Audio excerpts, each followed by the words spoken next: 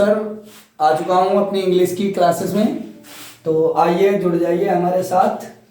तो क्या है कि हम चल रहे हैं आज अपनी फ्यूचर कॉन्टिन्यूअस टेंस की क्लास में, जिसमें क्या है देखिए,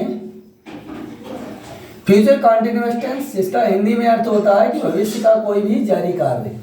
तो इसे देख लेते हैं। सबसे पहले तो ये हम कैसे पहचानेंगे कि ये हमारा फ्यूचर कॉन्टिन्यूअस टेंस का सेंटेंस है। तो इसके लिए छात्रों हम क्या करते हैं, सबसे पहले हम सेंटेंस देखते हैं और सेंटेंस के लास्ट के वर्ड देखते हैं। अगर उसके लास्ट में आया है रहा होगा, उसके लास्ट में आया है रही होगी, उसके लास्ट में आया है रहे होंगे, तो ये शब्द अगर आते हैं तो हम ये जान जाते हैं कि हमारा सेंटेंस फ्यूचर कॉन्टिन्यूअस टेंस का है।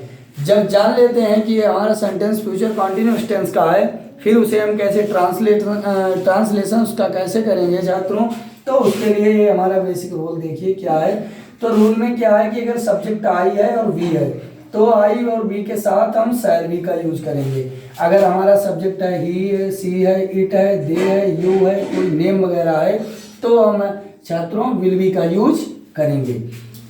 अगर हमारे सेंटेंस में कहीं पे बाध्यता प्रकट होती है, जैसे ये सेंटेंस दिया है तुम्हारा भाई अवश्य झूठ बोल रहा होगा, तो ऐसे ये अवश्य वाली है मतलब बाध्यता दिखा रहा है, तो ऐसा होने पर इसका उल्टा हो जाता है छात्रों।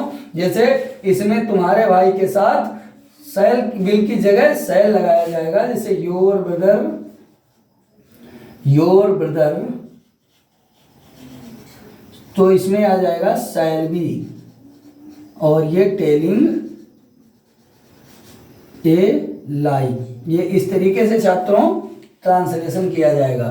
तो अब हम देखते हैं कि हमारे अफर्मेटिव के सेंटेंस जो होते हैं, तो अफर्मेटिव के सेंटेंस छात्रों इन्हें हम स्वीकारात्मक वाक्य भी कहते हैं और साधारण वाक्य भी कहते हैं। तो ये हमारे किस तरीके से बनाए जाते हैं, जैसे ये हमारा सेंटेंस है, पिताजी कमरे में अखबार पढ़ रहे होंगे। तो मतलब इसमें क्या है, सब्जेक्ट की इंग्लिश सबसे पहले फादर, और फिर विल बी या शैल बी, तो हम जानते हैं फादर के साथ विल बी लगाया जाएगा।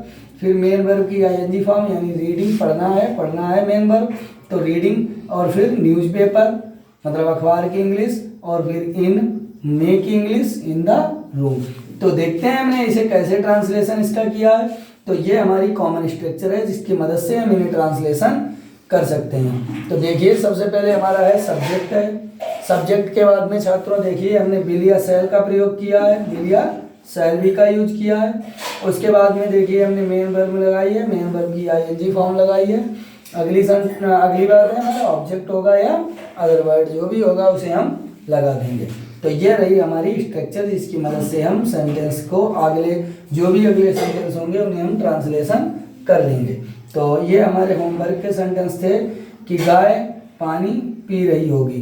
अगला है तुम्हारा भाई अवश्य झूठ बोल रहा होगा, जिसे हमने ट्रांसलेशन कर दिया है। तो हम एक सेंटेंस इसमें और ऐड कर रहे हैं। तो ये छात्रों है कि वे तो ये छात्रों हमने दूसरा ऐड कर दिया है कि वे कानपुर जा रहे होंगे।